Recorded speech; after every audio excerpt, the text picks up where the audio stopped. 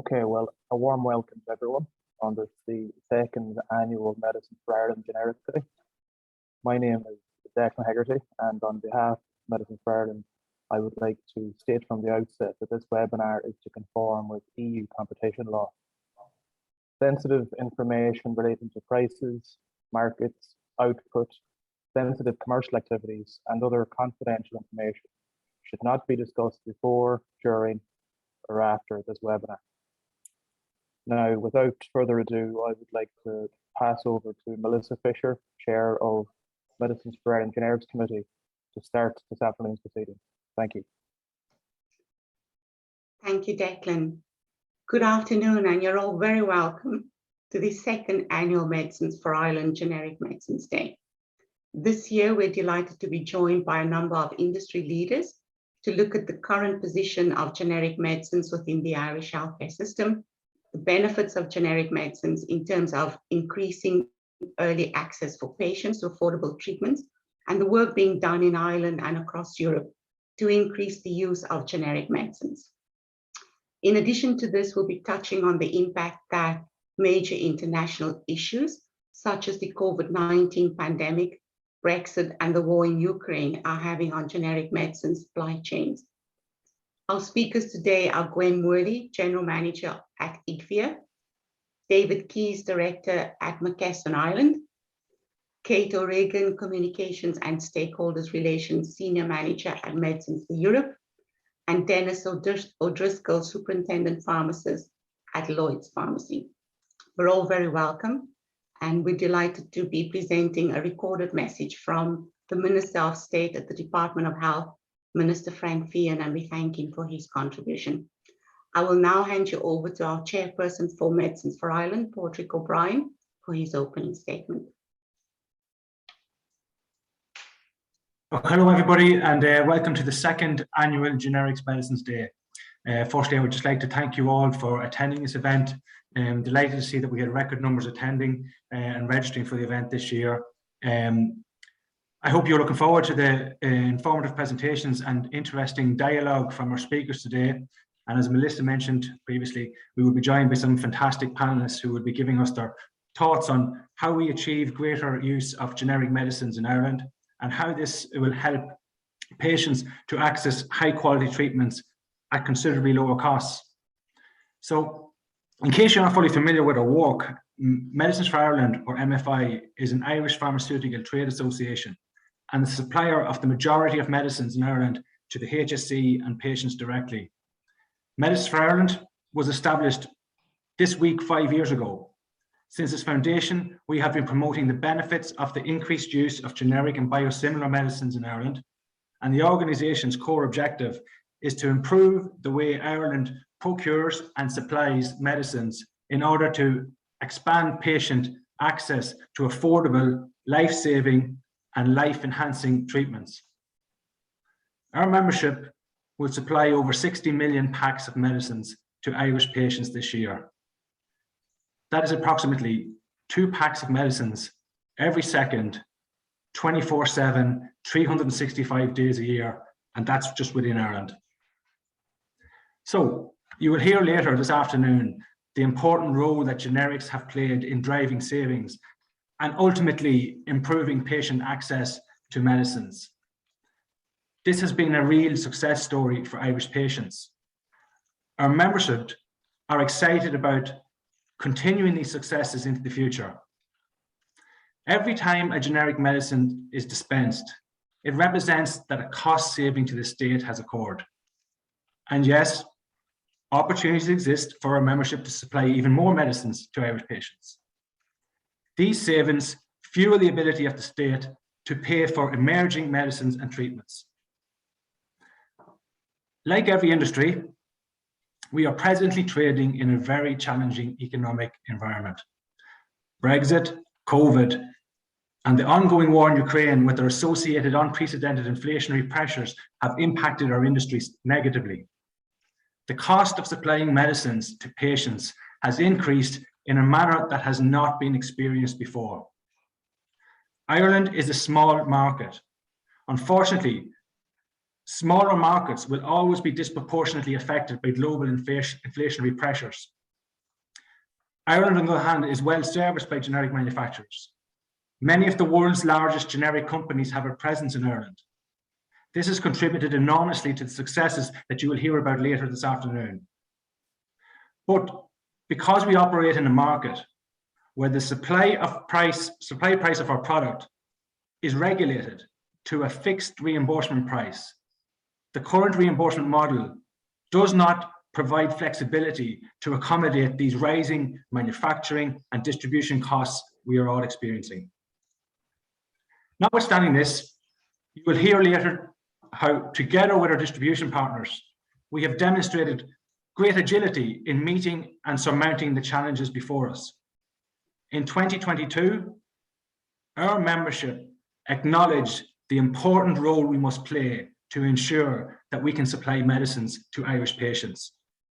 We acknowledge this responsibility. We are committed to meeting the needs of Irish patients. Whatever challenges that present before us, as an industry body, we will continue to engage with government departments, the Department of Health and the HSE to ensure Irish patients' needs are met. So to commence proceedings, we are very pleased to present a message from Minister of State at the Department of Health, Frank Feehan. Within the department, Minister Feehan has responsibility for public health, well-being and national drug strategy. In December last year, Medicines for Ireland worked with the Department of Health, the Department of Public Expenditure and Reform and the HSE on a framework agreement on the pricing and supply of medicines. This agreement was signed and concluded and will be in effect until 2025. This agreement is set to reduce the state spend on medicines by millions, while improving access to innovative new medicines for patients nationwide.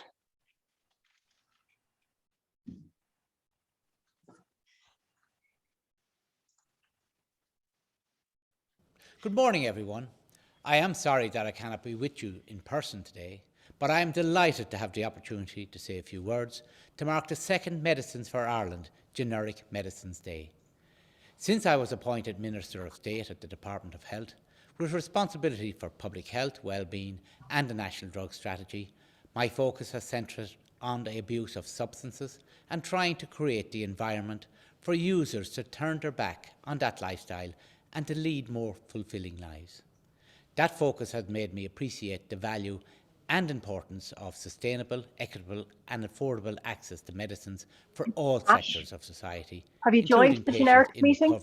From Put it on in the abuse. background.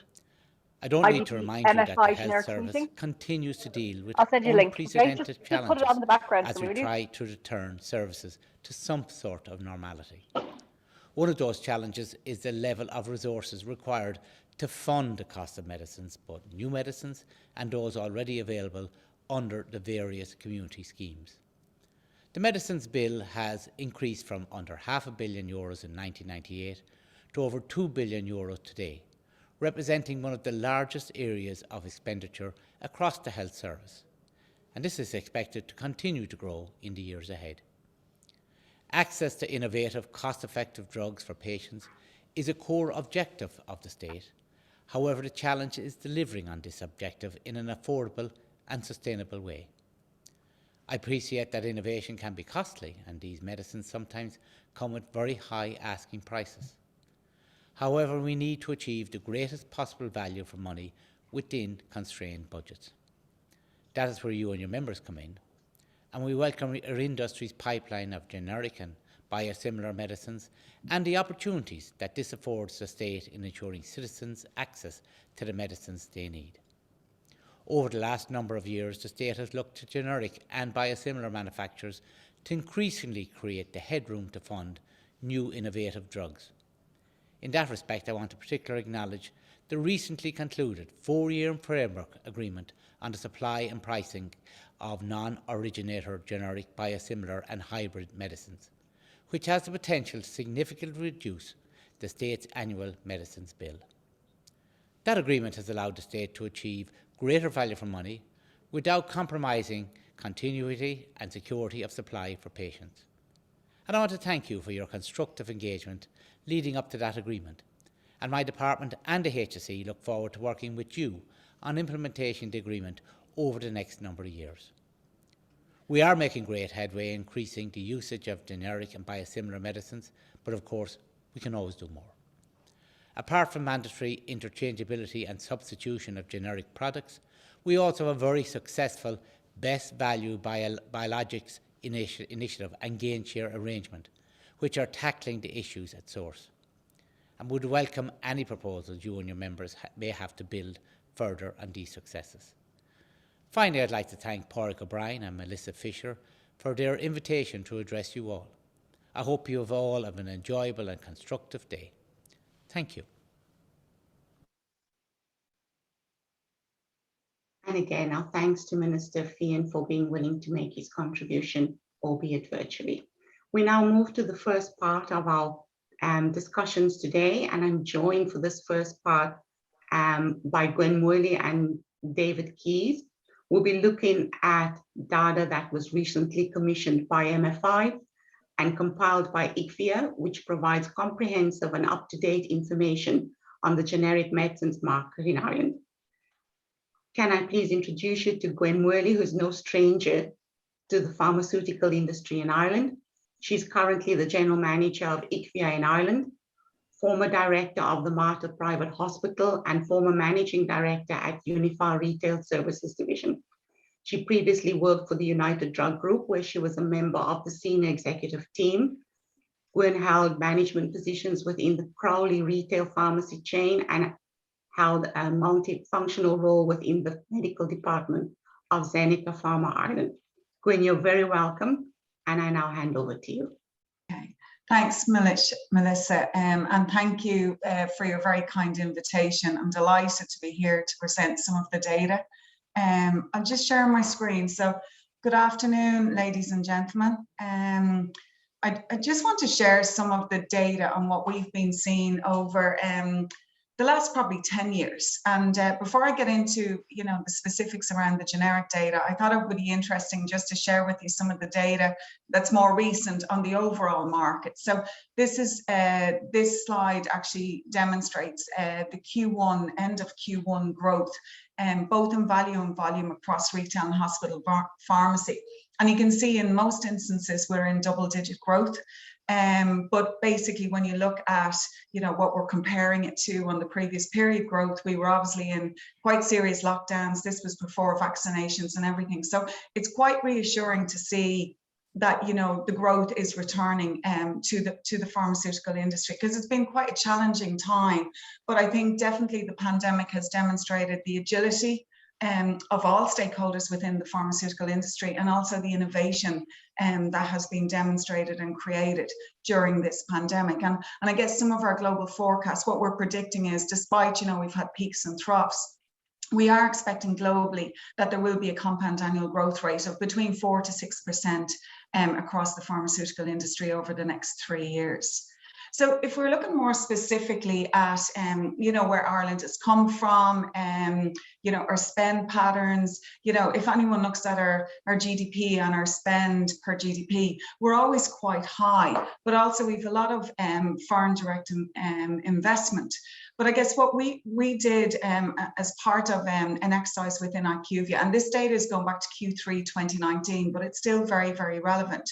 We actually looked at the defined daily dose of treatments across seven therapy areas, and they were typically across the chronic disease areas. And what we wanted to do was look at that defined daily dose per capita, but then looking at the sales of those products across per capita as well. And actually, if you look at this graph, you can see it's actually quite a small amber dot on your screen. You can actually see that Ireland is at the intersection of that average cost and average usage. And it really indicates that we're in an appropriate positioning, particularly considering, as Pádraig alluded to earlier, the size of our market and the challenges that poses, because we can't get certain economies of scale, unlike the other markets.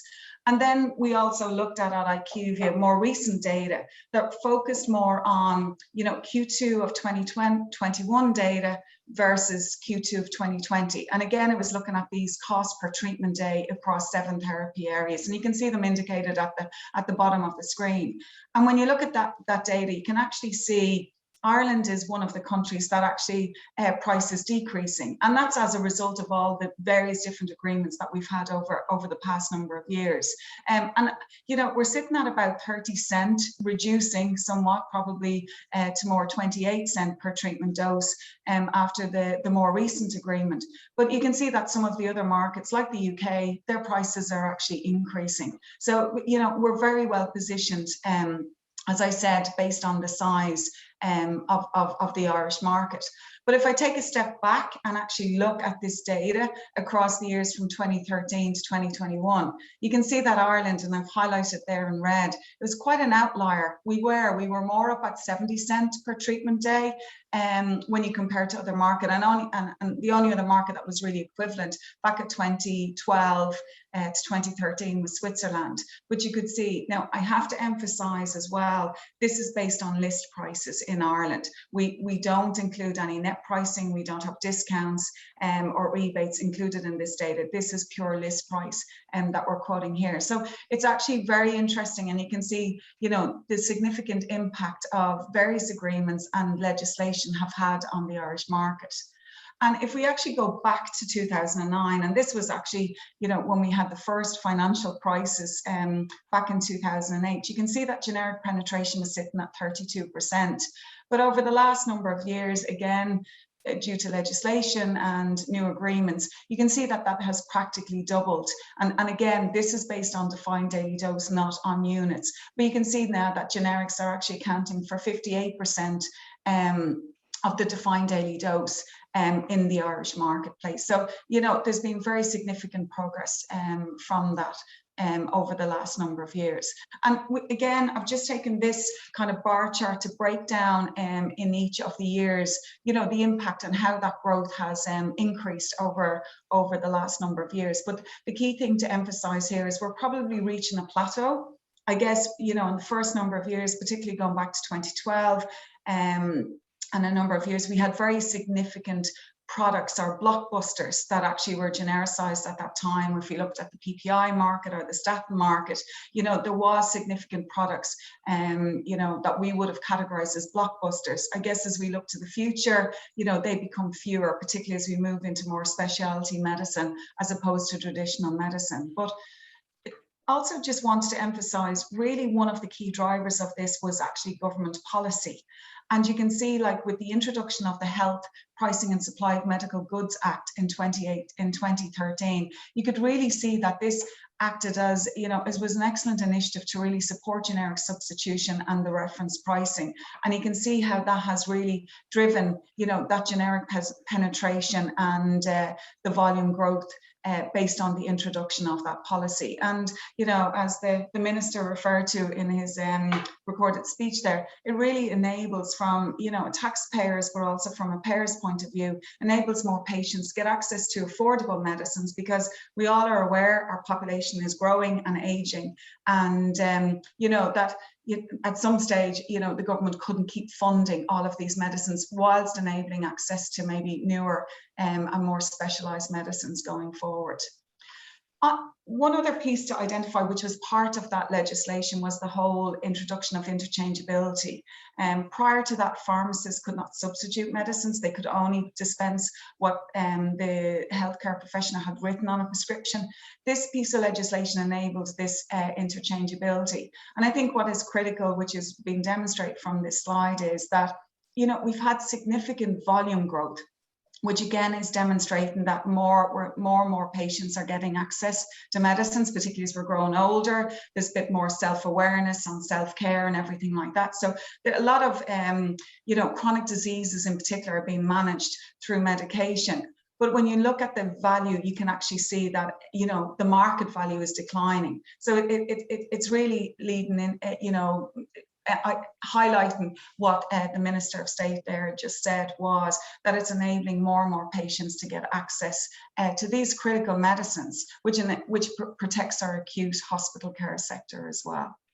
So these are just a couple of examples that I wanted to share with you today was, what we've seen in IQVIA happening, with that introduction of that legislation and post loss of exclusivity. In the past, which we demonstrated pre-2009, you might have got about a 30% generic penetration, but you can see now with this introduction of the generic substitution and interchangeability, that actually, this is actually, it's now closer to 60% generic penetration. And again, we can see from this graph is, despite the market increasing by 61%, the actual value of that market decreased by 56%. So again, it's more and more patients getting access to medication.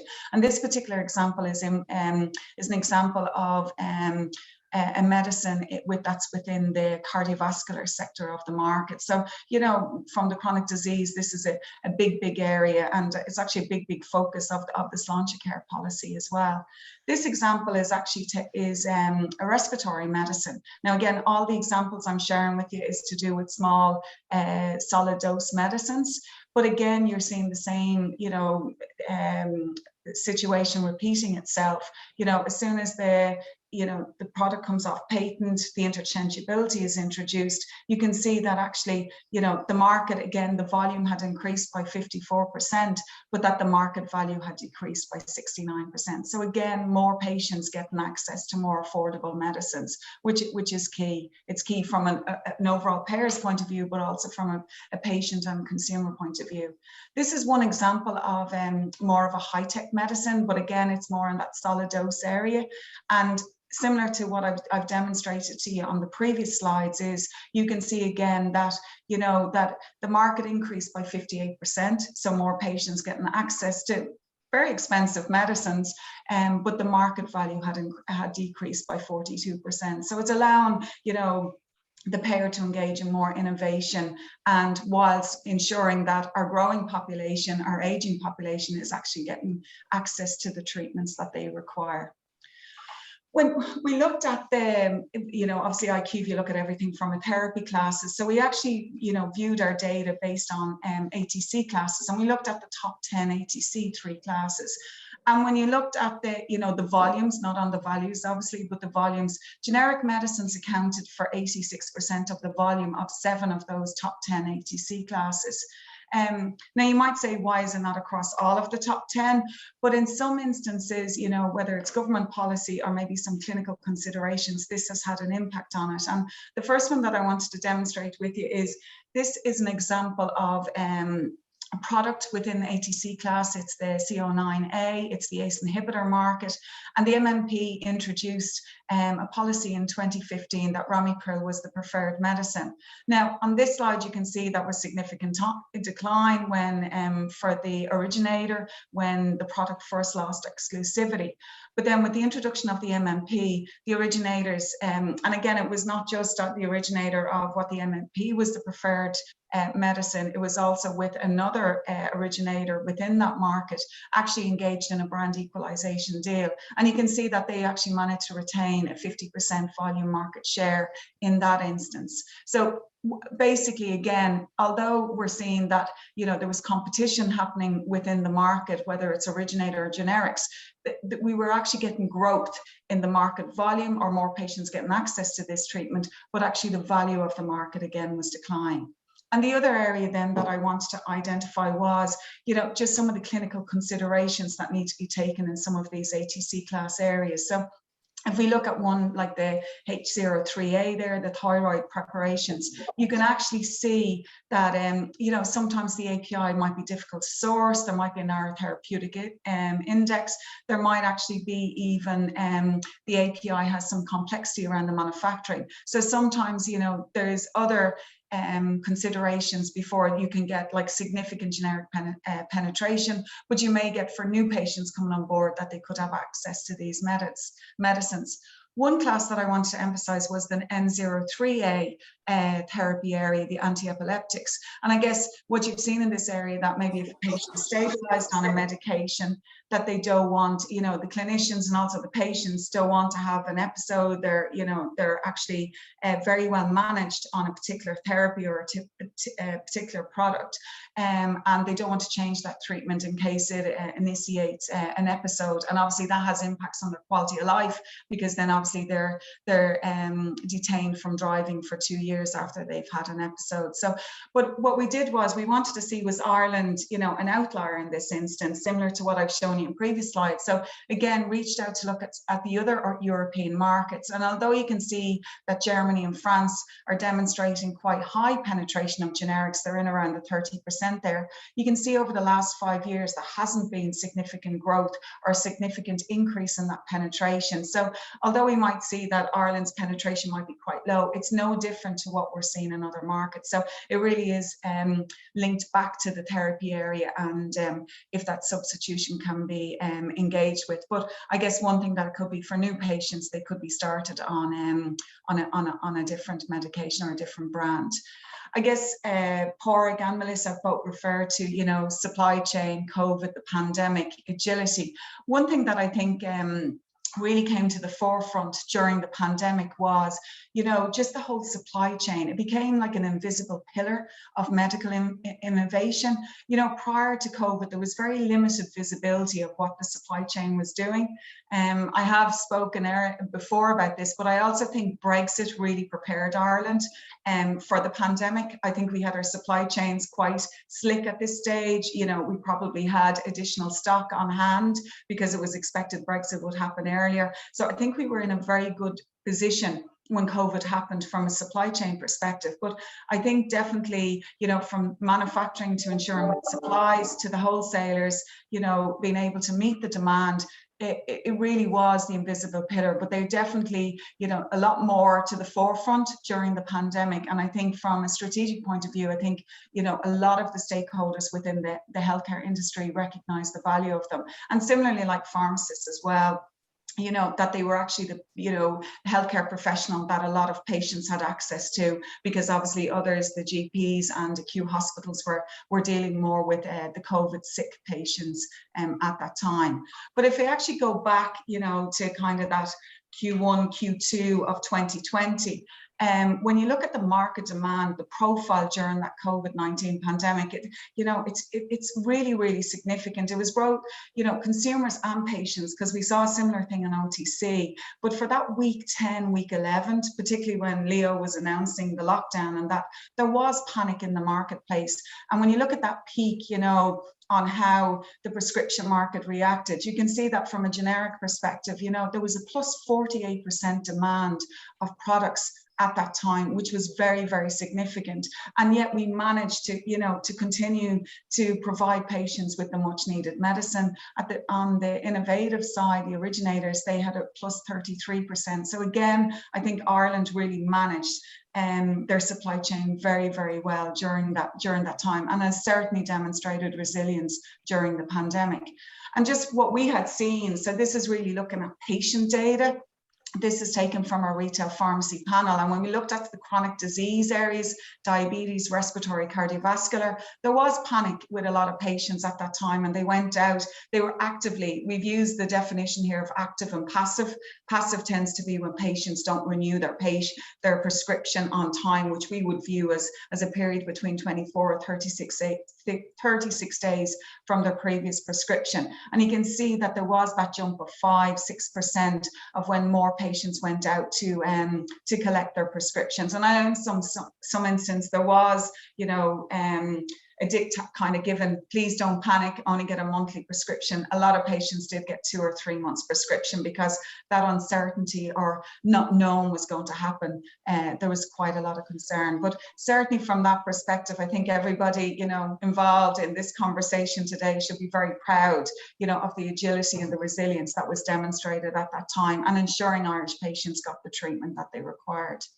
So really just to finish on this last slide is, you know, when we looked at the, you know, the top 10 corporations, and this is obviously the IQVIA definition, it's not individual manufacturers, it's actually corporations. You can see that 8 out of the top 10 corporations when you look at the volumes, are supplying the total prescription market in Ireland, and they're generic corporations, which is very, very key. So you can certainly see the volume that's being supplied by these companies. And of these, 6 of them are members for Medicines for Ireland members. And when you look at the value, you can see that Teva and Viatris are included on the value proposition. So very, very important stakeholders within, you know, our overall healthcare environment, and really making a significant contribution to enabling patients to get access to affordable treatments, and particularly, you know, in this current climate with, you know, the aging population, our increasing population, that's very, very important. So thank you. That's all that I have to say. I'm sure we'll have questions later with the panel. Great, thank you so much, Gwen, and for helping us make this story come to life. And our thanks also to all the fantastic analysts that's been working beside you and I in bringing this to life. Please do stay with us.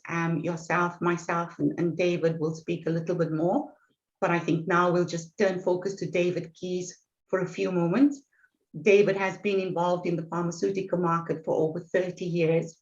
He serves as a director currently for McKesson Ireland, where his responsibilities includes the management of United Drug Distributors, public affairs activities of McKesson Ireland, and leading the development of the McKesson EU specialty strategy, incorporating the development of the COVID-19 vaccine supply chain. David, you're very welcome, and I now hand over to you. Melissa, thank you very much indeed, and good afternoon, everybody. I'll just check that you can see my slides. If you can give me a thumbs up, please.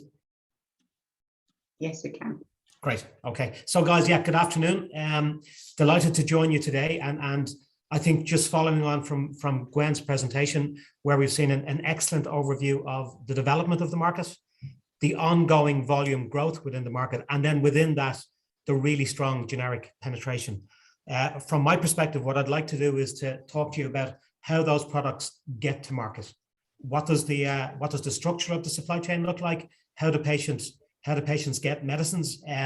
What are the very real challenges facing our sector today? I'm going to use COVID-19 as an example. We've used the words agility and resilience a couple of times already, but I think it's a really, really good example. And then I'll take a quick look at our sector from a manufacturer's perspective, and what we need to have in place to make sure these products ultimately get to market. So from a very top level, guys, if you look at the pharmaceutical supply chain, there are 2 companies who specialize in what we call pre-wholesale and full line wholesale services. And I'll break that down to you in a sec. It's a 2.5 billion euro market that delivers 180 million units per annum across multiple customer types. If you're a retail pharmacy, if you're a hospital, you're probably getting 11 deliveries per week. To those 1,900 pharmacies, 150 hospital sites, and other healthcare professionals, depending on the supply chain model. There's about 15,000 different products in the market, which is a lot.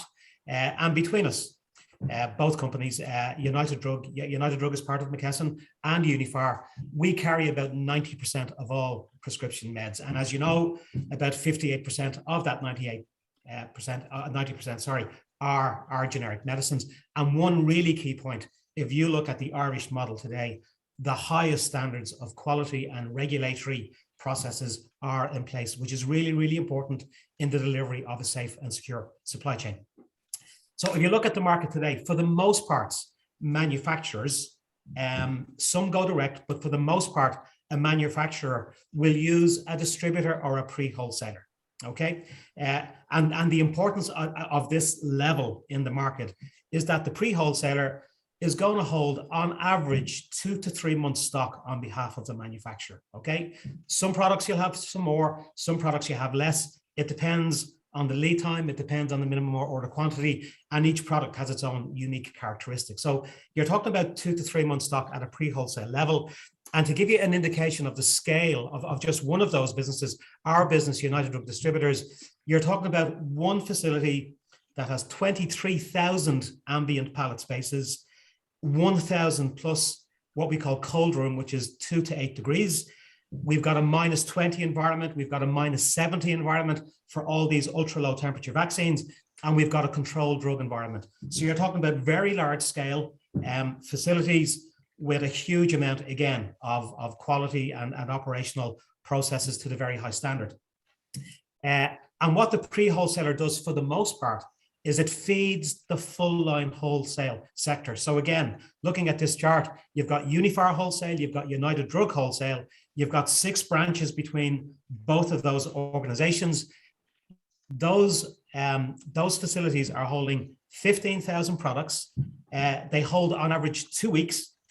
So when you look at the complexity of these models, working capital is key, operational efficiency is key, but you're holding 15,000 products and you're making 11 deliveries a week. So this is really fast turnaround, highly efficient organizations that are in turn delivering to your community pharmacy, to your hospital, and again, to other healthcare professionals, depending on the model. So this is a very well-oiled infrastructure that does a really, really good job, but it's large scale and it's very, very low margin when it comes to a business of this nature. To bring this to life just a little bit, in terms of a day in the life of our business, you have about 500,000 units picked daily, 35,000 orders leading to 4,000 deliveries. So one order isn't one delivery. There's a lot of consolidation takes place in behind to bring as much efficiency as we can to our delivery schedules. About 230 vans, 6 distribution centers, and a lot of people and a lot of technology sitting in behind what we do today. And in preparing for today, guys, I just looked back about 2 years and I said, well, actually, what kind of challenges have we faced in the last 2 years? Some of them have been mentioned. Brexit required massive change to some of the existing supply chains to effectively take the UK out of the supply chain and replace it, with supply from for the most part, a distribution center sitting within mainland Europe, but a huge amount of complexity from a systems perspective to make that work. The Falsified Medicines Directive was also introduced. This is a directive which protects us from counterfeit medicines, but a big change in terms of the impact of our operations. We've already spoken about, reimbursable products. We've spoken about, strong government intervention here. But for the most part, when a price of a medicine changes, it changes, downwards. And that creates an impact within the supply chain or the commerciality of the supply chain. There is increasing pricing complexity within the market today. And for the most part, we finance all of that complexity, which takes a lot of effort and a lot of very, very strong systems generation. Very high quality and regulatory bar. Unfortunately, medicine shortages are more common today. They take a lot of management. I'm going to talk about COVID-19 in a sec, and I think we're all aware of the impact of the inflationary external environment. If I think about some of those issues, like just right at the moment, and I won't go into all of this, guys, you see COVID there. What's going to happen next? We got to make sure we are as prepared as we possibly can. We see people. Recruitment and retention of people is key in the Irish market today. That's linked to the cost of living. The external cost environment is going to hit our business for somewhere between 2 and 4 million this year, absolutely guaranteed. And within all of those emerging issues, it creates uncertainty, which we don't like as a business. I'm going to talk about COVID in terms of agility and resilience. Gwen has alluded to this, guys, but this is kind of weekly sales back in 2020. The first couple of weeks, we averaged 3 million units per week, which is what we're used to operating at with all of our strong business processes. We had a pre-COVID ramp up, then we had a really, really strong ramp up where we we could not manage the demand that was thrown at us. And what we had to do, guys, was we had to say, well, actually, some products are unfortunately more important than others. We put allocations in place. We stopped selling some products. We really needed to make sure that we could get the most important products from a medicinal perspective out to make sure that we satisfied the needs of Irish patients. If you look at that chart, anything above the red bar for us is a huge strain on our infrastructure. It's a significant increase in cost. It's a lot of stress in the business, but as other people have said, you know, we managed this as best we possibly could. Everybody wasn't happy, but I think we made it work. And I think we did a good job. And I think working with our partners in a highly collaborative manner, we really did make it work. That was one part of our business, was managing, if you like, the normal demand and the normal supply chain of our business. Another key thing here was just keeping these businesses operating. You know, so when the Taoiseach was asking everybody to go home, we were asking all of our staff in our distribution centres to please come to work, please, you know, rock up, do your job. We got essential worker status from the government, so at least people could travel freely, you know, against all the roadblocks that were in place. But very challenging time. We did a good job. At the same time, as vaccines became available, because within United Drug, we work with the HSE on all immunisation programs, we were the partner that was asked to build the infrastructure in relation to COVID-19 vaccines. We knew we had vaccines, we knew they were ultra cold, ultra frozen, should I say, I beg your pardon, but we didn't know much more than that. So what did we do? We built a brand new infrastructure incorporating ultra low temperature environments of -70, -20, including the storage, the handling, the transportation, very complex, very intensive, really high profile, as I'm sure you'll all remember. And in addition to that, on the piece on the right-hand side here, outside of our normal customer type, which is GPs, pharmacies, hospitals, we also had mass vaccination centres, HSE hubs, and the LCH are our nursing homes. So we also built a brand new customer base whilst building a brand new infrastructure as well. And these photographs here are from St. Stephen's Day 2020. We are not used to having RTE or Virgin Media in our building. Indeed, we're not used to having the Minister for Health, Paul Reid, or the head of the COVID-19 task force. But on that day, we got the first delivery of Pfizer, which sat on one pallet, and the whole world was watching us.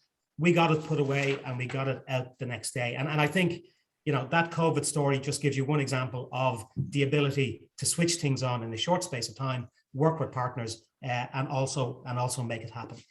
And it's something, actually, guys, from our perspective, that we're really proud of. And you can see it within the people, within our organization. So from a manufacturer's perspective, you know, the members of Medicines for Ireland, you know, what do they want from a partner? What will make the portfolios work? You know, they want to work with somebody who has scale and who is rich, you know, the ability to get to all of my customers. I want visibility on the supply chain, because once I have visibility, I can plan, I can make sure I link in with my manufacturing sites, I can keep continuity of supply. An absolute must is the integrity of the system, guys. The governance, the processes, all fully reviewed by the HPRA and many other bodies within the market, and also from the manufacturer themselves. Strong customer service support, lots of flexibility as portfolio changes. And although I want it to be flexible, I want it to be as simple as possible. So within that, you know, we feel we have many solutions. And again, just one example of that. And this is one live example of one of the members of Medicines for Ireland, where you've got one manufacturer and one pre-wholesaler. But when you look at the type of portfolio, each piece of the portfolio, if you put it into categories, has a different supply chain sitting underneath it, because of the route to market, because of the financial model, because of the type of healthcare professional that we're dealing with. So as portfolios develop, and indeed as biosimilars come to light, having the flexibility to reach different elements of the market in a different way is really important. So we need to make sure that this market can evolve. So finally, from my perspective, and just some closing comments, today we have a resilient system. It's very large scale. It's very low profile, which is our own fault. And I think Gwen pointed out that COVID gave us an opportunity to, you know, not even to shout about what we do, but to demonstrate what we do in a very real light. But ultimately, these businesses operate on an adjusted operating profit of less than 1%. So you really can't afford to get it wrong, guys, because you've got very little to play with. And that's a key issue for us at the moment, because today, the political environment, and let's use Ukraine just as one example, the regulatory pressure to always do it better and always do it with a stronger quality and operational kind of level of wrapping around it, would I say, external inflation, and the fact that the pricing model is regulated and generally goes south has created a lot of challenges that have all kind of come to pass at the same time. We are at a bit of a crossroads. If we do nothing, guys, for us, we'll lose momentum. And these are such big businesses and they're so capital intensive, you know, that when we plan, we're planning for large scale development and we need to plan well ahead, and the business case needs to make absolute sense.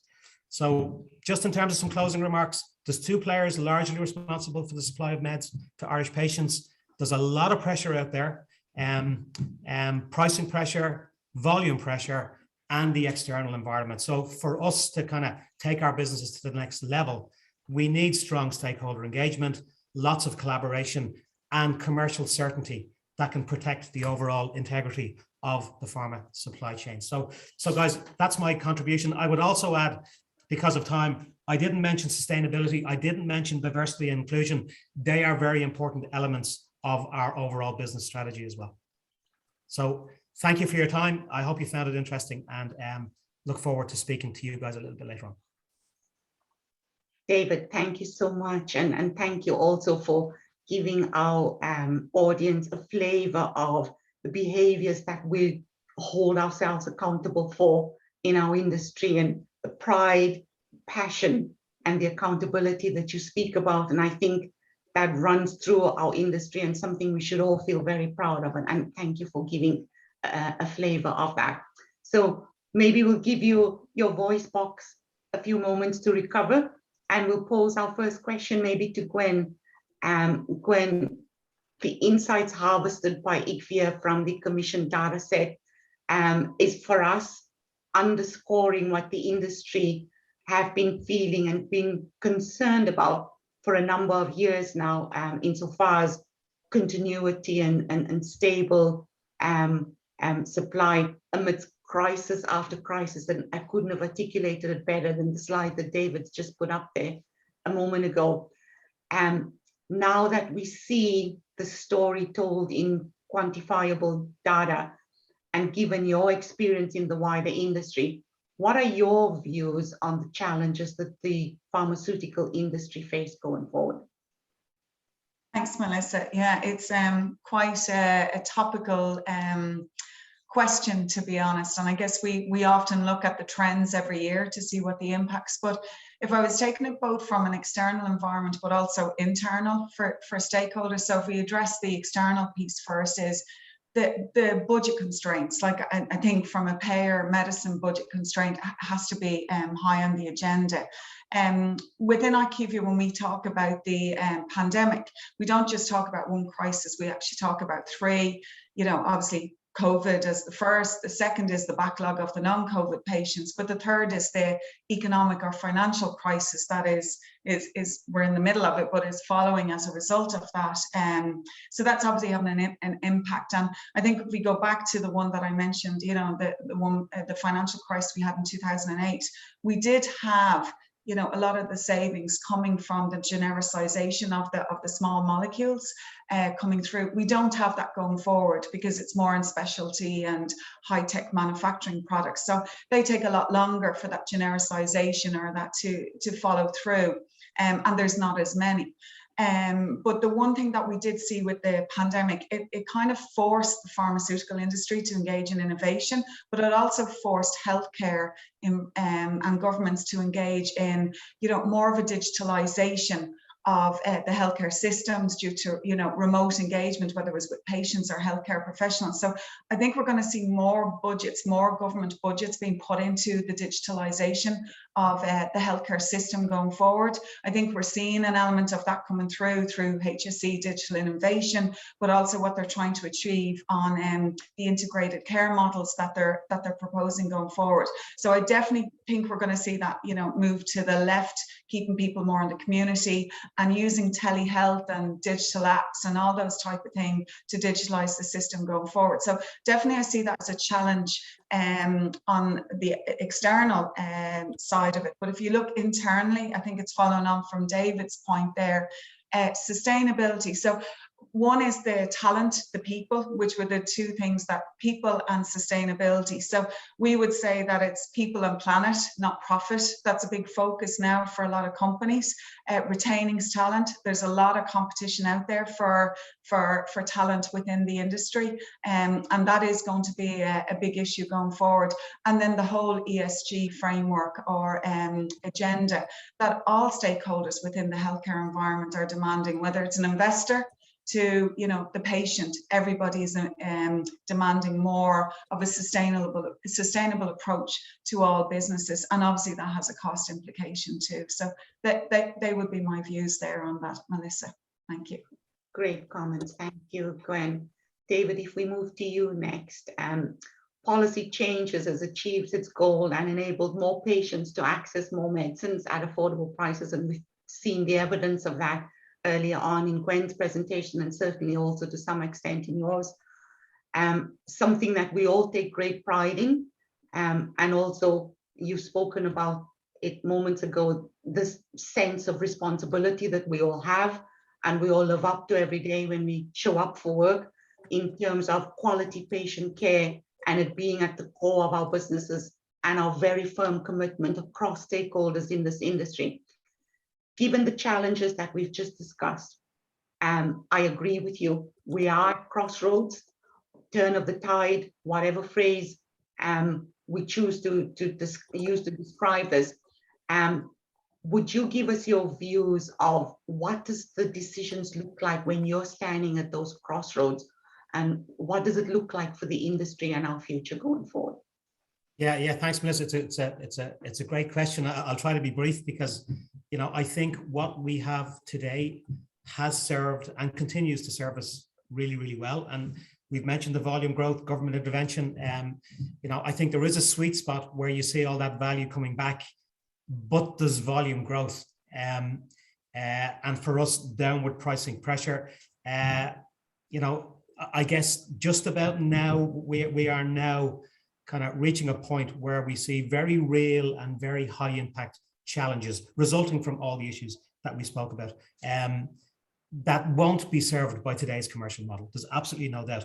I can tell you now, if I was to write a business paper, you know, to build a new warehouse to service the additional volume that we've just been talking about, that business paper would not fly because the return on investment is just not there. And it's and for us, we are looking ahead, you know, 3 to 5 years, because that's how long these, you know, these big capex developments take. So we see a very real concern now. It's a very genuine concern. And I think our role, and again, I'll mention engagement, collaboration, bringing these issues to the appropriate people in the right manner, and with the right data, so they're seen as real and genuine issues. But we need a different model. We need a different commercial model to ensure we can protect the integrity of the overall supply chain. It is very real. It is a real challenge, and I think it's up to us to kind of move that forward. We've been really, really good at reacting to all of the stuff that we've been speaking about, and we've done a good job. Our next challenge, you know, is to bring this very, very real predicament to government, to the various stakeholder parties, and get a real solution to make sure we can keep doing a good job. Great, thank you so much, and thank you to both you and Gwen. That was the quickest 53 minutes. I hope our audience have enjoyed it as well. And again, thank you, Gwen, also to the analysts that worked in the background to make this come to life. That brings us to the conclusion of our first phase. And I'll now hand over to Padraig to bring us to the second stage of our discussions here today. Thank you, Padraig. Thank you, Melissa. That first session was very enjoyable, informative and insightful. For the second part of our event, I am joined by two speakers, Kate O'Regan and Dennis O'Driscoll. Our first speaker is Kate, who is the Communications and Stakeholder Relations Senior Manager at Medicines for Ireland's sister organisation, Medicines for Europe. Before joining Medicines for Europe, Kate has previous experience working on cancer policy and working within the European Parliament.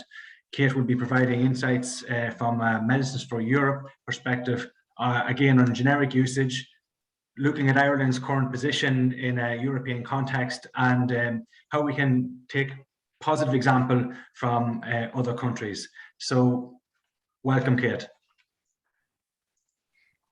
Yeah, thank you, Pádraig, and hi, everybody. Thanks for inviting me to be here with you today.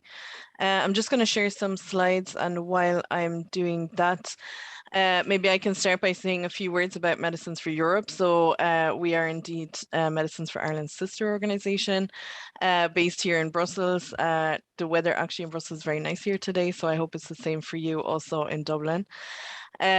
We basically aim to support Medicines for Ireland, your companies, your association, in the work you're doing at the national level, by making sure that the European policy and regulatory landscape helps you and helps you meet some of these challenges that we've been discussing earlier this afternoon, rather than hinder you. So we've been working across a range of issues that I will talk through today. I know we've mentioned a lot about COVID, but we also have had some kind of big bang issues before then and also since then in the European perspective. But I think maybe COVID is a good place to start.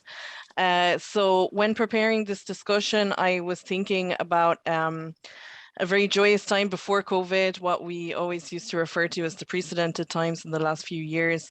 What was happening on the EU level then, and how was healthcare, pharmaceutical care, patient care represented at the EU level? Mostly, I would say, if I think back to that time, this was something, healthcare policy and regulatory frameworks were something that were very much for each country in Europe to decide how their system was going to be organized, how they were going to respond to individual threats or individual issues as they popped up. Everybody did their own thing and really just looked to European frameworks as supporting them, sharing some ideas, best practices, strategies, what was working well, what was not, but without a real mandate, let's say, in that sense. And was also sometimes maybe more set on specific projects, obviously long-term things like tackling cancer rates in Europe or antimicrobial resistance. And then, of course, the world changed, and certainly here in Brussels, everything changed as well. And we had our after-COVID phase where I think all countries, including Ireland, but also other member states, looked to the European Union to be the primary responder there to taking on this crisis, unifying all countries and setting up how everybody was going to respond to this crazy situation that we found ourselves in from the policy perspective. The EU also took on a new role that was never really existing before in healthcare as a procurer. Obviously, they were jointly buying and negotiating on vaccines, but also on other projects like PPE, on ventilators, also ICU medicines. And so this was a new role for them, using European funds and budgets to actually purchase healthcare infrastructure on behalf of the countries. That was something that never happened before. And I think moving on from there, there was a recognition or a understanding that the mandate of health policy in Europe needed to be strengthened in general. The budget was also put forward to match that, so it has really skyrocketed to almost €500 million. Which will be spent on healthcare at the European level over the next 5 years. So, of course, for each country to strengthen and build up this resilience that we've been talking about as well today. But of course, I think we all on this at this meeting probably understand that we've had a number of crises since then and a number of challenges, of course, all linked. And maybe in terms, I don't know if there's a sequence to these, but probably, you know, Brexit was our most long-standing. And here we've really been working on the healthcare and access to medicines angle within the protocol, within the negotiations from the European perspective here. Of course, safeguarding as much as possible and protecting the access to medicines for Irish patients, both in the Republic and in the North. Of course, we had a very lengthy project and work on COVID, which still continues today. We then had, maybe not totally expected, but we had the war in Ukraine, which is then, from the policy perspective, creating a real crisis in terms of inflation and cost of goods. We're also looking at that in terms of what mechanisms can be put in place to really support people, countries, health systems, companies that are operating in the healthcare sector to meet the challenges that are being put in place by this inflation, but from the policy and regulatory perspective. And I also wanted to take a minute, I think maybe we know, but to think about why this matters, or what is our role within all these crises. So we know we all see them on the news and we all feel them impacting our lives, but as a sector, where are we playing a role here? And I think from our perspective, at least here at the European level, we are uniting our members around the fact that we are delivering the majority of dispensed medicines to patients across Europe. So we're at close to 70% there on generics as an EU average, without, or in some cases positively impacting the pharmaceutical expenditure, which of course rebuilding and facing extra crises and some of the supply chain pressures that we've been discussing here today, it's also an extremely important element. While of course also, you know, we have a lot of manufacturing sites across the EU. Also Ireland is very strong here in this regard, and that's creating employment and contributions to the economy. Which is also very important. So I think our role as a sector, where we fit in the grand scheme of things, is really to, I think we're a solution provider for some of these challenges from the authorities and the policy point of view. We really have some positive solutions to bring forward on some very difficult issues. And so where have we done so? So I mentioned that the majority of medicines now we're seeing dispensed across Europe are generic. We saw this in the COVID crisis with the surges in demand from our perspective of ICU medicines that was at extremely high levels. We've already discussed those demand spikes earlier in this call. Also on the Northern Irish Brexit access to medicines issue and the challenges that have been posed there, we've heard from the experts earlier that the supply chain challenges per se were able to withstand the pressures from Brexit and the negotiations and also that uncertainty. But from the policy perspective, we really wanted to make sure that political agreements or technical agreements that were struck between the negotiating parties in the UK and the EU made sure that access to medicines was central to the political agreements and what was being put in place for the future of how the let's say exit strategy would look. Since the start of the war in Ukraine, we've also been coordinating and reaching out in terms of donations and supporting refugees coming from Ukraine. So we know some of our members and companies, including some of yours, have been supporting those, you know, looking for employment, looking for places to stay, essential medicines and medical supplies. So we have been working a lot with European patient and medical societies to understand what medicines are needed by whom and where, and coordinating with our colleagues both on the bordering countries of Ukraine but also within Ukraine to make sure that they were getting there safely and to those who needed them. We've also been working a lot with the Ministry of Health there in Ukraine to understand what medicines they need, a lot of which we and you as the companies are providing. And also I mentioned a little bit about inflation and the cost of goods and the threats that that's posing. That was also mentioned earlier by David around the very tight margins on these essential generic medicines.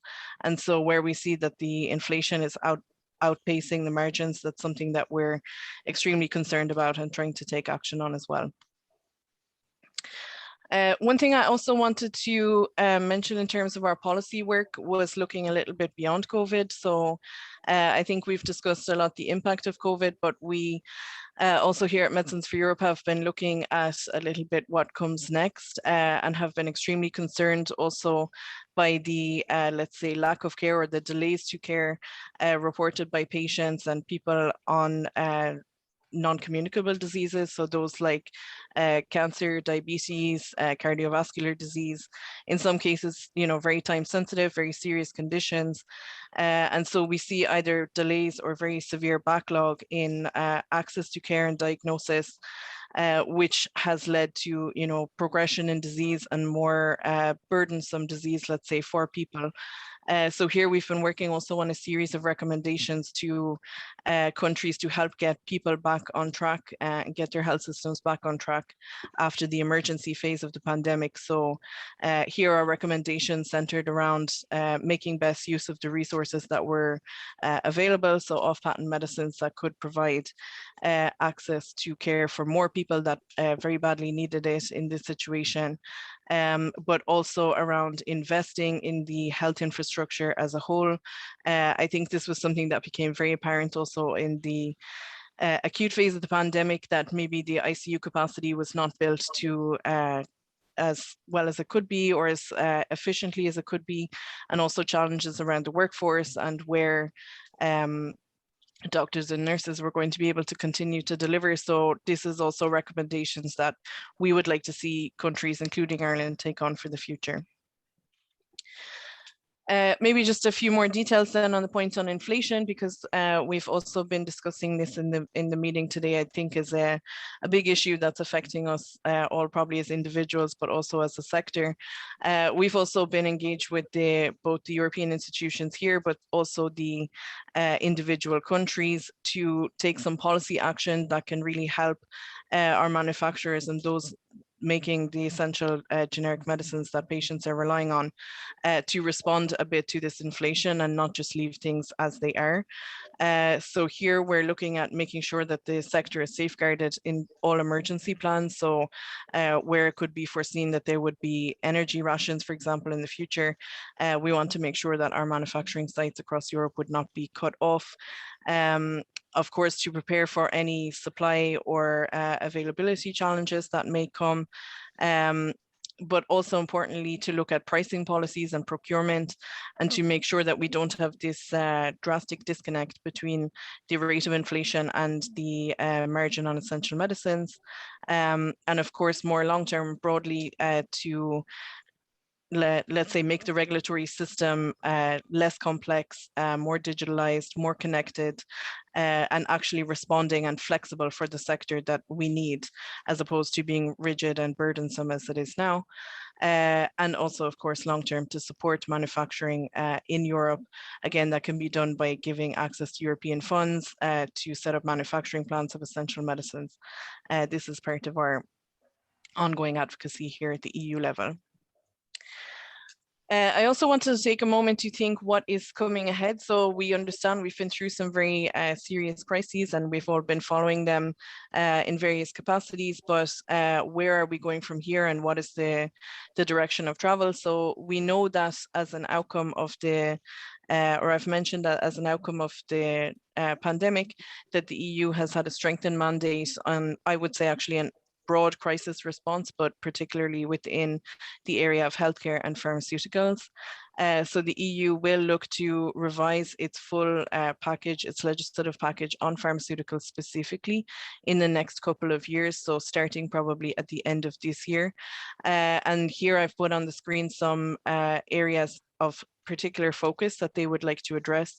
I think for us off-patent medicines manufacturers here, we can see a role for ourselves in almost all of these points, if not 100% across the board, where we have solutions and opportunities that we can bring forward for healthcare providers here around increasing access, making sure people have the care they need, supporting the sector, of course, and being ready for future crises that are coming ahead. And also we've discussed a little bit around medicine shortages here today, but this is something I think that the crises we've talked through and mentioned are really exacerbating and putting increased pressure, and we really need to take some policy action there to support that. I also wanted to take a moment to discuss Ireland's role in this. So, of course, I'm speaking to you from Brussels today, but we're very lucky to have Medicines for Ireland and your companies within our membership as part of our broader network also of European associations at the national level that contribute to our work at Medicines for Europe. So we know that you have a very strong, you're an EU leader there in pharmaceutical manufacturing, and you're an excellent outlier in that sense. Also, we have seen, and Gwen, you spoke us through a little bit around the increases in access and increases of use of generic medicines over the years that have almost doubled. So this is an extremely good story for us also, that we can share on the European perspective and the differences that that's making in the lives of Irish patients. So that's extremely important.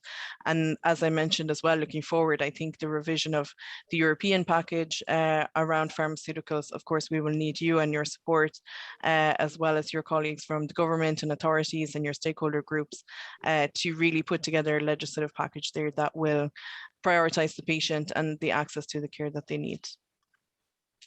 So that's it from me, Pádraig. I thank you for giving me the floor and for having me with you today. It's really great to be here.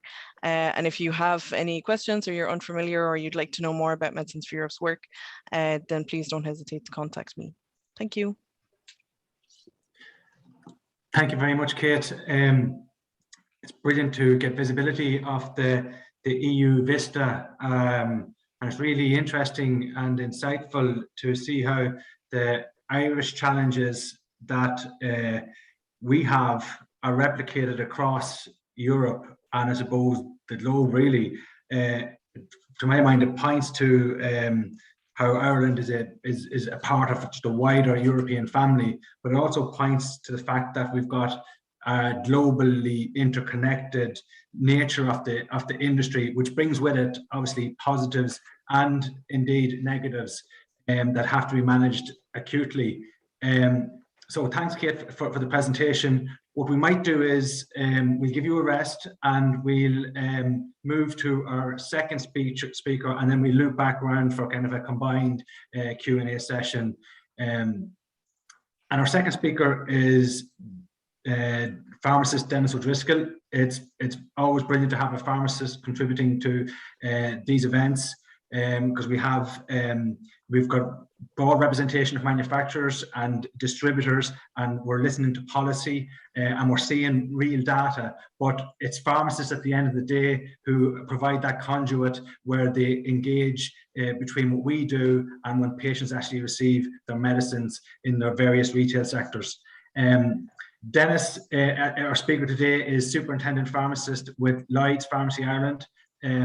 Denis will be giving us an understanding of the positive impact increased generic medicines usage is having on both patients and the retail pharmacy sector. He will also be sharing his experiences on the challenges facing retail pharmacy with respect to recent supply chain shocks, as well as thoughts on what needs to be done to ensure increased affordable access to medicines for patients across Ireland. So welcome, Denis. Thanks a million, Pádraig, and thanks a million for having me here today. It's a pleasure to be here. So as you said, Pádraig, I'm here to talk about pharmacy. It's quite interesting to see that we moved through this. We went from the manufacturer supplier, then we went out to the EU, into Ireland, and now we're even going down micro further again to the pharmacy level.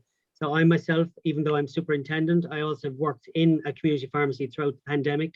And understand what it was like to be a pharmacist during that period.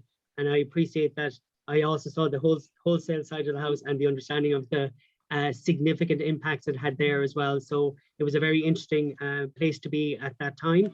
Challenging is the word I'll use. And I hope we, as Kate said, will take a lot of learnings from this. As she said, BC and after COVID, I'm still going to sit on the fence and say, I don't know if we're actually after COVID yet. So I'm going to leave it sit there and let people mull over that.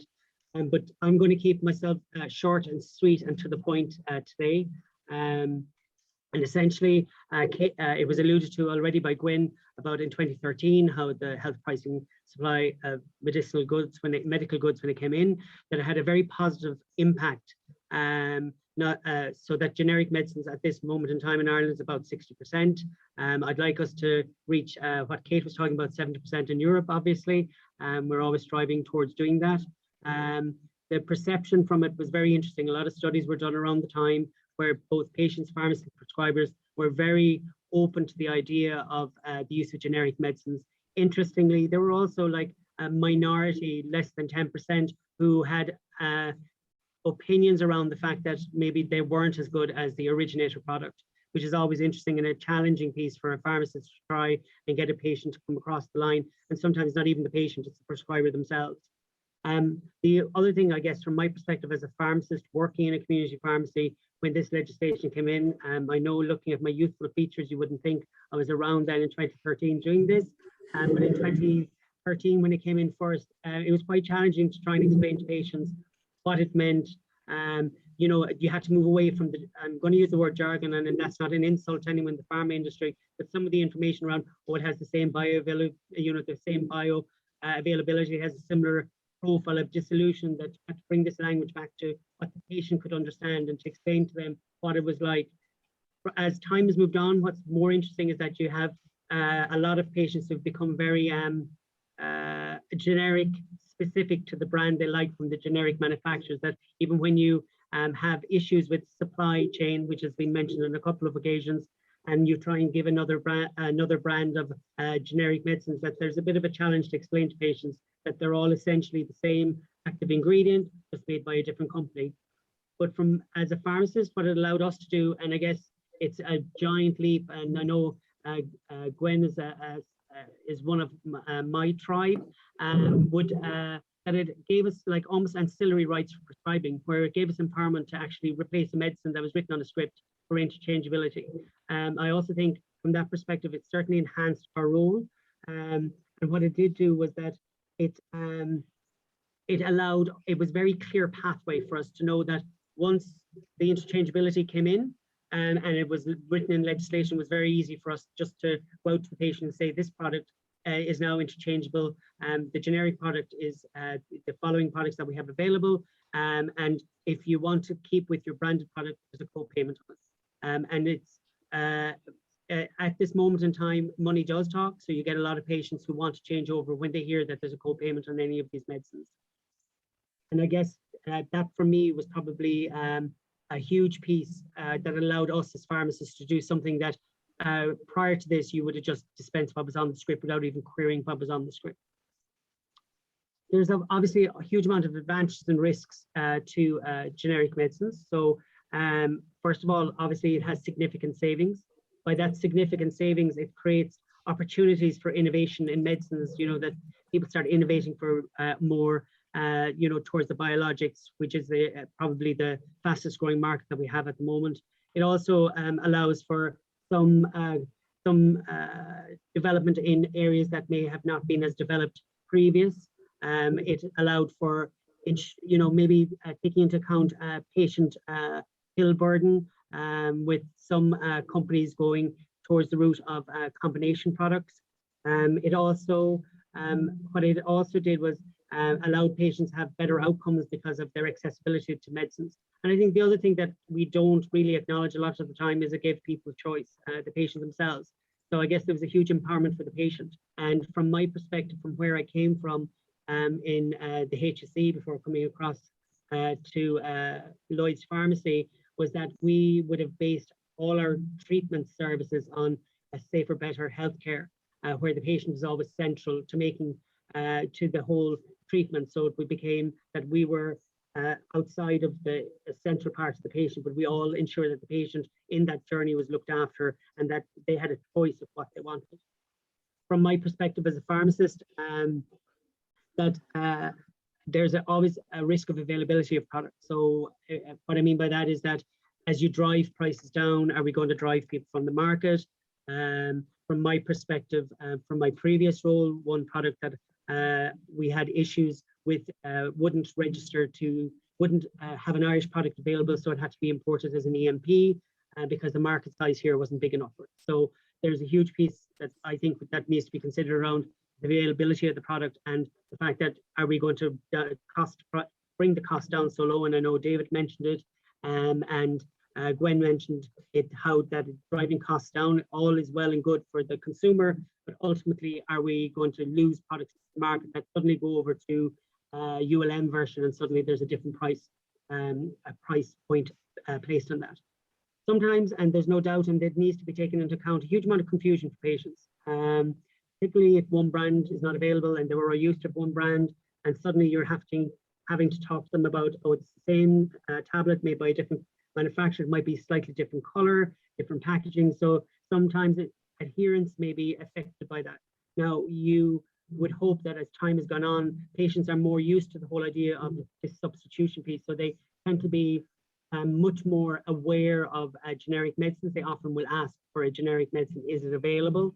So, you know, they are more aware of it, but I'm talking about a cohort over a certain age group that are our highest pill burden patients who probably aren't as aware around products like this, or even e-aware when you talk to them about, oh, your script will come in by email, that they don't get that with the whole health mail situation that arose during COVID-19 here in Ireland. The other thing I think is that it's really important that the patients are remembered in all of this, that we listen to their concerns, and you know, the compatibility of these medicines for them, you know, the palatability of these medicines for them. And the other thing is the reference pricing mechanism and planning, how that comes about. For example, within our organization with the February-March price arrangements, you're talking about that there'd be a loss in income across each one of our pharmacies of about 5K per month. So it's quite a significant amount of revenue loss. And then that revenue loss drives other areas where you have to try and recoup that in some other way. So it's quite a significant risk from our perspective. And maybe that's a piece that needs to be looked at from a national perspective of how that pricing mechanism and planning occurs, that those at the end are informed before it's all done or are part of that process of information. So there's people talked about, and I think Gwen put it really nicely, people and planet. From my perspective, our operational costs within our business are increasing significantly. People have this wonderful idea that pharmacies just are like the money tree. Unfortunately, it's not the money tree. We have huge challenges with regards recruitment and retention of key colleagues, staff, that be predominantly, you need a pharmacist to run a pharmacy.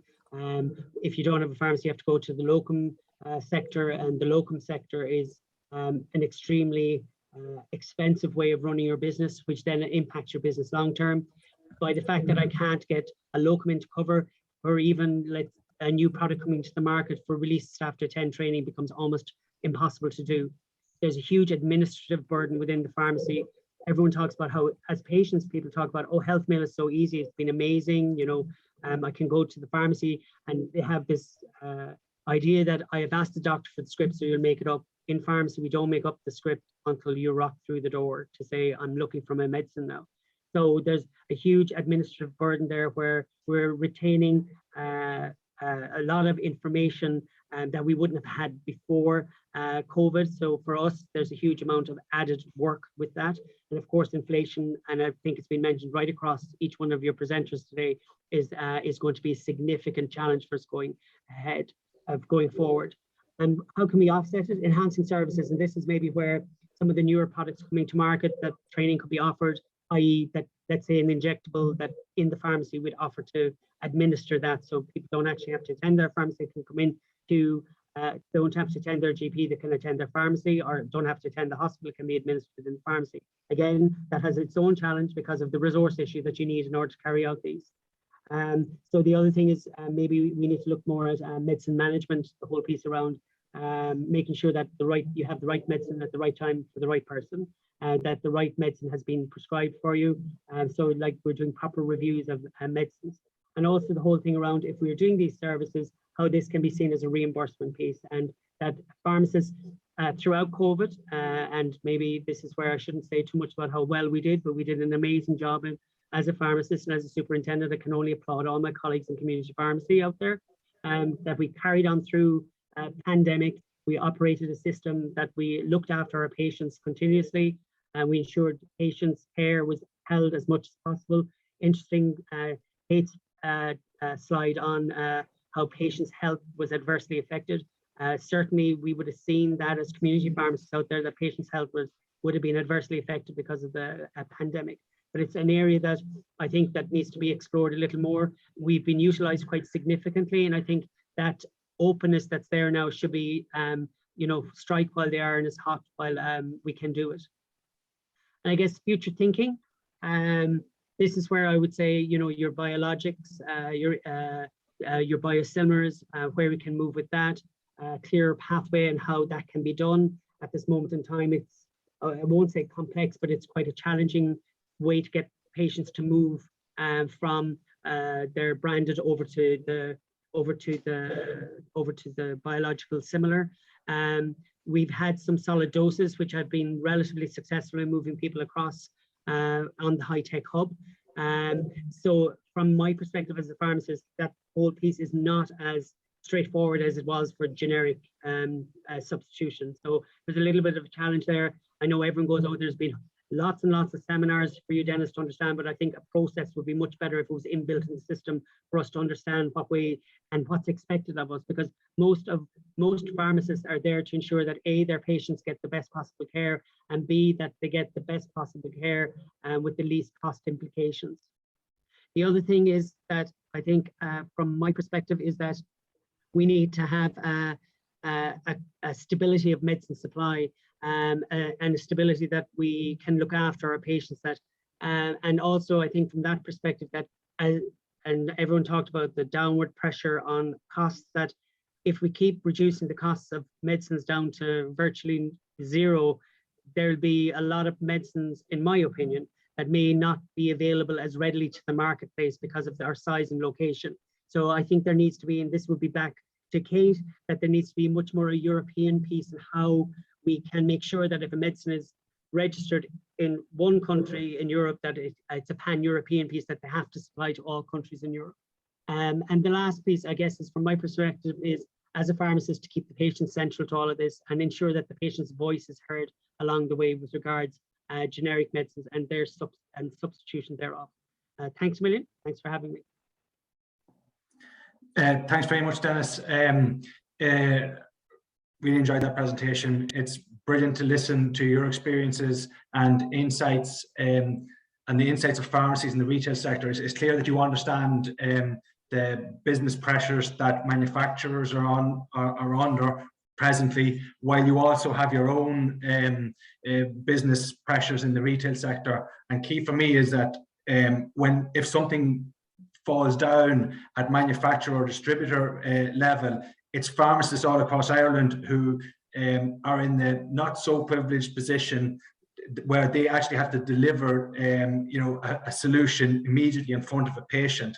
So it's brilliant to get your insights as to how that burden is carried by your fellow colleagues. And again, on behalf of everybody in Medicines for Ireland, we would compliment all the pharmacists in Ireland that definitely worked superbly and performed impeccably throughout and continue to do so throughout the last 24 months. In terms of questions, I might actually, for both of these two presentations, I might look first back to Kate.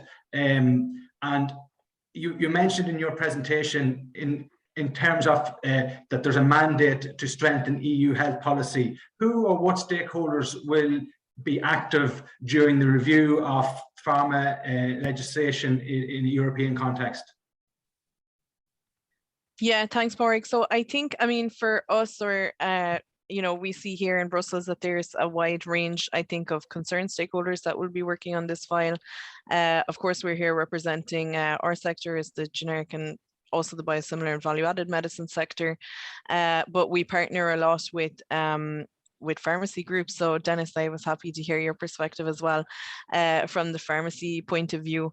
But also we have patient groups here that are very active, also with their national and Irish counterparts. We also see the healthcare professional groups are going to be very active there. So the medical societies and doctors groups, either within the specific therapy area, so the cancer doctor groups and the rheumatologists, etc., or the broader, more umbrella style groups.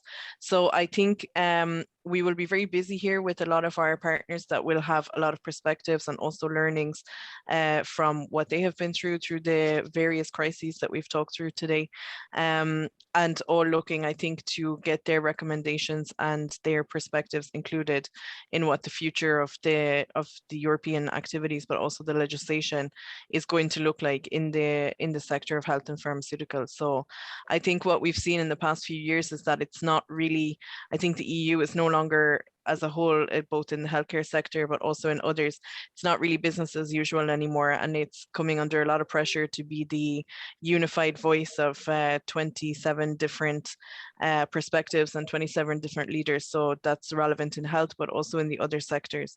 We also have, I think, a lot of political momentum around strengthening and securing supply chains globally within the health sector and pharmaceuticals as a priority, but also in other sectors as well as the kind of, let's say, increased interest and pressure to also act on climate change and reduce the impact of the various sectors on the environment. So I think we have a lot of very big, let's say, high ticket issues coming our way. And I think the EU is going to take a more and more central role. And you also alluded to this, Dennis, that you'd like to see some activities there to make sure that we're giving equitable access to those across different countries. And that's definitely very aligned with our work at Medicines for Europe as well. So we will be here and we'll be supporting you, and we're looking forward to having you also in Brussels to come and support our work here as well. Thanks, Kate.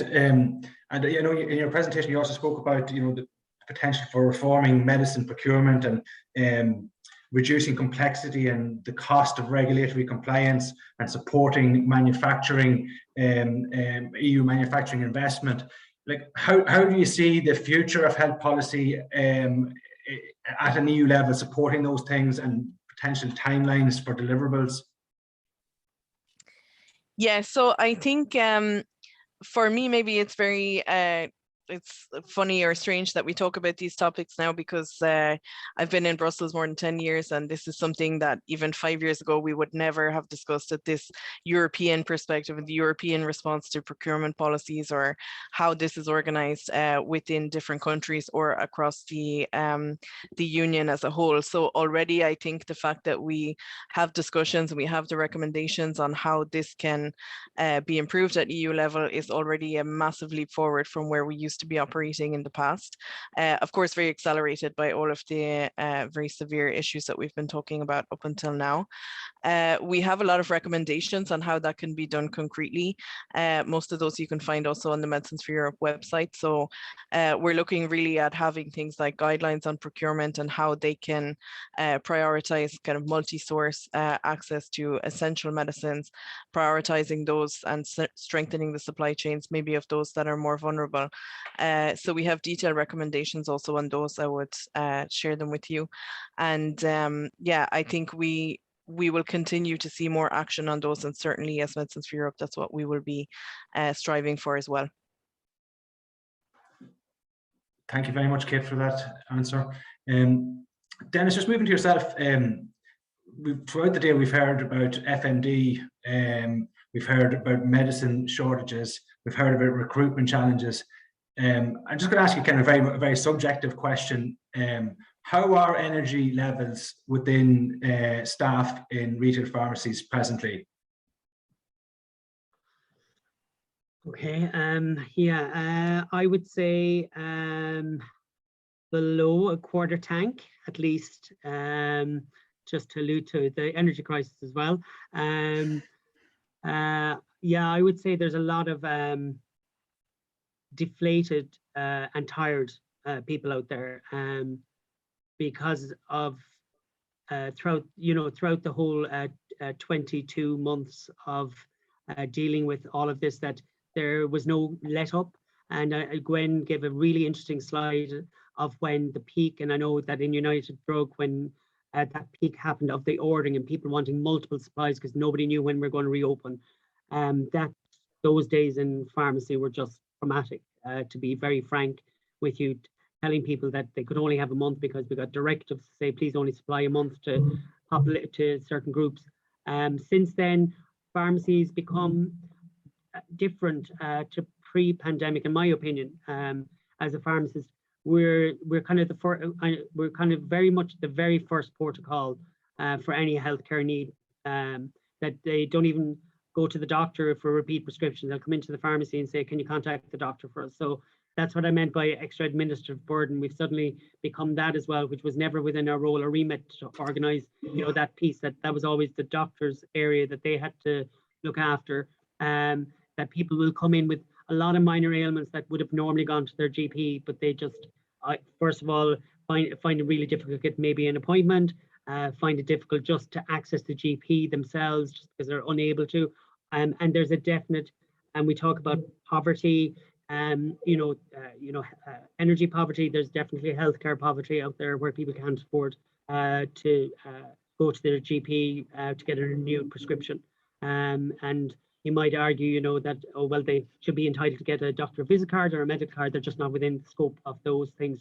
So, there is, so they're coming to you like for a supply where you're then contacting the doctor and says, oh, I need to see them, and you're kind of trying to go back and forth. So there's a lot of extra energy that we are putting in that you wouldn't have to have done previously.